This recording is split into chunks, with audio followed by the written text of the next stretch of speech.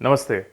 तो पिछले व्लॉग में हमने बात की थी दैत्य गुरु शुक्राचार्य यानी कि वीनस के बारे में। तो आज के व्लॉग में हम बात करेंगे देवगुरु बृहस्पति यानी कि जुपिटर के बारे में। तो टाइटल से जैसे आप समझ ही गए हैं, द मोस्ट बेनिफिक प्लैनेट। तो जुपिटर को मोस्ट बेनिफिक प्लैनेट क्यों कहा जाता है? Astronomically Jupiter takes 11.86 years to complete one circle around the sun, यानी कि आप पैदा होकर लगभग 11.5-12 साल के हो जाते हैं तब जुपिटर का एक चक्र पूरा होता है। और एस्ट्रोनॉमिकली भी बहुत सारे कॉमेट्स या एस्टेरॉइड्स जो धरती की तरफ आते हैं उन्हें जुपिटर का ग्रेविटेशनल फोर्स या जुपिटर के ऑर्बिट की वजह से वो हमको हिट नहीं करते और हम बच जाते हैं। तो दैट्स वाई एस्ट्रोनॉमिकली भी और एस्ट्रोलॉजिकली भी Jupiter is the most benefic planet for earth and for us humans. Why? Gemstone इसका पुखराज है और इसको प्लैनेट ऑफ गुड लक भी कहते हैं। तो बेसिकली जानते हैं जुपिटर होता क्या है। जुपिटर बेसिकली आपके हायर मोरल्स, हायर वैल्यूज, आपके संस्कार होते हैं और आपको सही टाइम पर कोई एडवाइस मिले या गाइडेंस मिले वो जुपिटर होता है।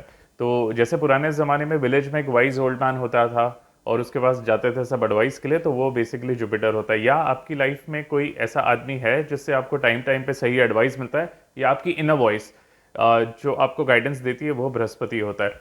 और क्या लक्षण है जिससे जान सकते हैं कि आपका बृहस्पति यानी कि जुपिटर खराब है या सही है?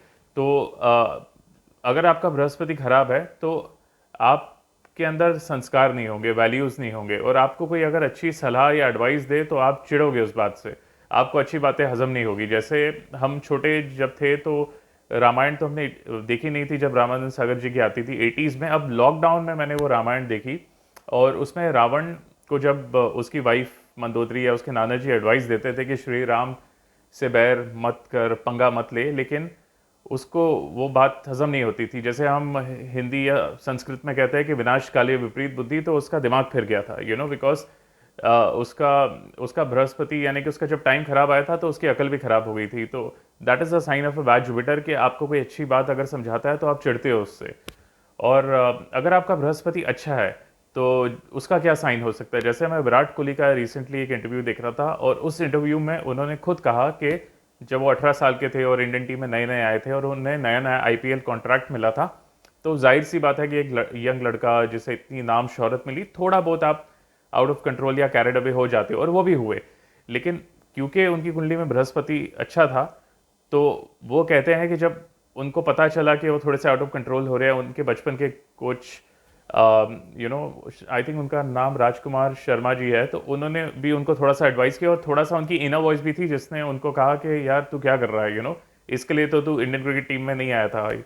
तो then he realized where he was going wrong and he focused himself on his game and now we know that Virat Kohli is a legend. तो बृहस्पति बेसिकली आपकी सद्बुद्धि होती है, जैसे हम हिंदी में कहते हैं कि जैसे जुपिटर, वीनस को हमने पिछले ब्लॉग में बोला था कि ये आपकी दुनियादारी होती है या चालाकी होती है, बृहस्पति आपकी समझदारी होती है।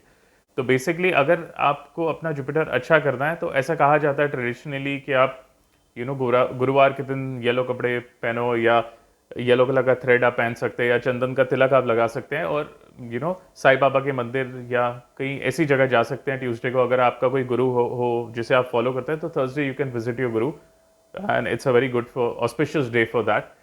तो बेसिकली मोटा मोटा अगर आपको अपने बृहस्पति को ठीक रखना है तो make wise and sensible decision in your life, so that is Brihaspati. And अगर आपका बृहस्पति खराब है, एफ्लिक्टेड है राहु से, तो आप बहुत ही आउट ऑफ कंट्रोल या बहुत ही ड्रामेटिक पर्सनैलिटी आप होते हो। तो this is one of the science that your Jupiter is not good in the horoscope. तो आपको ये ब्लॉग कैसा लगा आप हमें बताइए। अगर इस तरह के और ब्लॉग्स आपको चाहिए तो do let us know as well. तब तक देखते रहिए, like share subscribe and do let me know what are the blogs you want. Thank you.